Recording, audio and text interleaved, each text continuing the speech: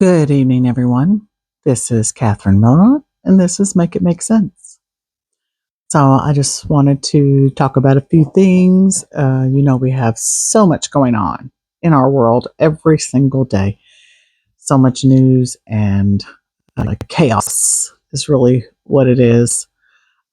Donald Trump is definitely the agent of chaos, and it becomes quite overwhelming.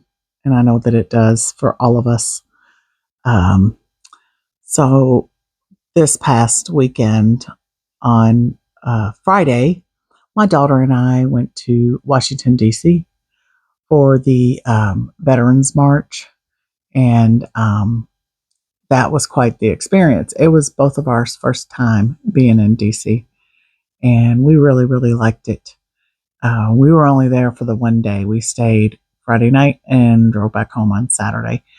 For us, it was about a 9.5 hour drive, and we were wishing we would have flown, but she had expressed concerns about flying because of everything that's been going on. So I went ahead and rented a car, and that was a debacle. And that ended up costing me more than it would have cost me to fly. But anyway, it was worth it. I think it's so funny how they try to claim that a lot of protesters are paid to be at the protest, and the ones they were trying to accuse the people who were showing up to the town hall meetings as being paid Democratic protesters, and me and my daughter were like, we didn't get paid anything. We spent money to be here, but it was worth it. And one of the things that was so great about it was being among thousands of like-minded people. I don't know if it was thousands, probably at least 1,000 though, but like-minded people, and it was it was quite the experience. And then also, we we really liked how in DC, pretty much you can just walk anywhere you want to go. Because of course we had our car, but we put it in a garage to park it overnight, and we didn't drive it again until we left. So we walked everywhere we went, and we had no idea how big the actual mall on Washington is. And so where the protest was from where we left the hotel was about a 45-minute walk, which we weren't anticipating that, but that's what ended up happening. And it was cold. We were not prepared for the cold because we looked at the forecast and it was supposed to be 60 degrees. It did not feel like 60 degrees at all. We didn't even have coats. We did have jackets, thank God, but we were freezing. So we kept getting, I said, let's go get into the crowd so we can have some body heat so we can warm up. But after the protest was over, we walked back and we went to see the World War II memorial. We saw we only saw the Capitol building from from a distance. We didn't. That was the opposite direction, but we were able to see it. And then we went and saw the Washington Monument and the reflection pool. And then we went to see the Lincoln Memorial, and that was astounding. It was it was just like the Statue of Liberty. You have to see it in person to appreciate it. And it made me very emotional, just like when I saw the Statue of Liberty. So we really enjoyed that. But yeah, we did a lot of walking. So we ended up walking all the way back to the hotel. We did get to see the White House, but only from a distance. And Donald Trump was in DC while we were there. So, excuse me. And they had it really blocked off. So we did see it from a distance. And, we took pictures, and I did post a video on here about our trip. So I encourage you to watch it. And I posted it on TikTok. And the feedback that I got on TikTok from a lot of people was that they were so thankful that I had posted it, because some people were saying, I don't see this anywhere. I never see protest anywhere. And we all know that it is not being reported on mainstream media. So that's why we have to do our best to get it out in other ways and using independent media.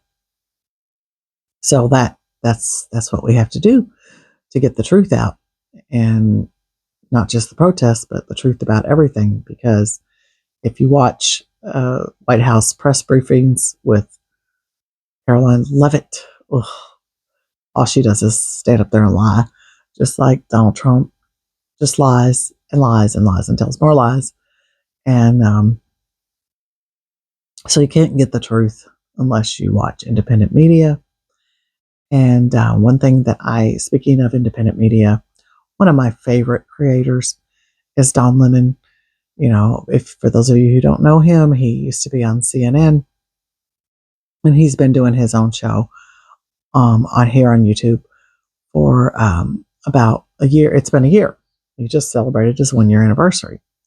So what he did is he went and he showed the interview that he did. His first interview he did when he created his new channel was with Elon Musk. So he showed clips of that interview in increments throughout the day. And it was astounding because this was a year ago. This was before he had joined up with Donald Trump on the campaign trail. It was before he had gotten, appointed as this Doge director of this Doge committee and all that. Every talking point that he talked about was exactly what Donald Trump is trying to implement now. And I just was astounded. I knew that he had influence over Donald Trump, but it goes way beyond anything I ever imagined, because he talked about DEI. He tries to whitewash everything and make it sound like acceptable, but you can get the underlying meaning of what he's saying, because he talked about our in all of the countries that are have a slowing down of new births, and that the population is decreasing instead of increasing. And he's talking about how important it is to replenish the population. And I thought, yeah, we know what you're talking about. We know that y'all want to have a bunch of white babies born, because here in America, it's projected that within the next, I think, 20 years, that the white race will become a minority. And they don't want that. It's all about white supremacy. And we all know that Elon Musk is a huge, advocate of white supremacy. And he's been trying to, push that agenda in countries around the world, and of course here in America as well. And it was just astounding to me that every talking point was everything that Donald Trump is doing now. And so I realized how much influence he has had over what is happening and implementing Project 2025. So it is concerning. And then there's so much more that we could talk about too, but I don't want to take too much time. But this latest, I call it a kidnapping of these people, of these Venezuelan people, and they were taken to El Salvador, and we're told just a bunch of lies. We're told that, Joe Biden let all of these gang members and criminals and people from insane asylums and prisons come into the country. And that's just a scare tactic, and it's to justify what he's doing. It's fear mongering, and it's trying to justify what he's doing. And today it was revealed that one of the people that was taken to El Salvador is a Venezuelan professional soccer player. He came to this country seeking asylum, and he was here legally, and he had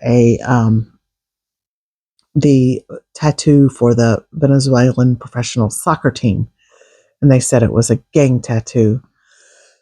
And then there was a picture of him doing the rock and roll sign, this, which is like, it also means I love you. I do this all the time when I see a band, and I'm always like, yeah, and he was doing that, and they said that was a gang sign. And that was their reasons for rounding him up. And of course, these people were taken with no due process whatsoever. And, we are fed all these lies about who they are. Now, were some of them gang members? Maybe. Were some of them committing crimes in this country? Maybe, possibly. And if that's the case, then yeah, we would want to deport those people. If they are here illegally and they're committing crimes, yes, they need to be deported. But there's a process for doing that. And none of these people were given due process. And it's absolutely horrifying because when you look at things like that, you have to think, well, if they're going to do it to them, they could do that to me. And I think that a lot because, um, you know, I'm building this online platform and it's nowhere near what I want it to be, but I do speak out. And I've been to two protests. I've been to one here in my state at the Capitol building on the 50-51 day. And then I went to DC and protested, and I'm sure that won't be my last protest. And I am vocal online. So, do I run the risk of being targeted? Yes, of course. And I believe that eventually it's going to be a target against anybody that didn't vote for him if he is allowed to stay in office. But we've got to remain vigilant. We've got to be loud and proud, and we've got to let our voices be heard. I'm getting over a cold, so that's why I sound kind of froggy, and I'm sorry for the coughing, but I am getting over a cold, so I'm gonna make this video short, and I just wanted to come on and just say a few things, especially expound on the trip to DC. And I encourage all of you to get involved in any way that you can, whether it's making a video on TikTok or on YouTube or going to a protest or getting involved in your community. But we have to continue the fight against this authoritarian regime. Um, and it's being fought in the courts, and that is a good thing. And the regime is losing bigly in the courts each and every day. So that's also encouraging. And then we do have some Democratic leaders that are taking some action, and now it's AOC and Bernie Sanders that are on a tour, a Fight the Oligarchy tour, and they were in Las Vegas today, and I watched that video, and they had a huge crowd show up, so that was really encouraging. And then Senator Elizabeth Warren she held a town hall in her state in Massachusetts. So, and I watched that. And so we have to keep that, momentum up. We have to keep fighting. And do I think the Democrats need to do more? Yes, I do. I've been very critical of the Democrats and their response to this. And do they need to keep fighting, and do they need to fight harder? Yes, and they need to do more. But it's going to take all of us. And that was one of the things that Senator Warren said. I absolutely adore her. I wish that she would run for president again. I just really, really adore Senator Warren. She's a treasure, and we're very fortunate to have her. She is out there fighting the good fight. And Jasmine Crockett and AOC and Bernie Sanders as well. Bernie Sanders is another one that I absolutely adore. And he came to Louisville when he was running for president, and my daughter and I went to his rally. And I stand behind everything that Bernie Sanders supports, and especially a single payer, insurance, Medicare for all.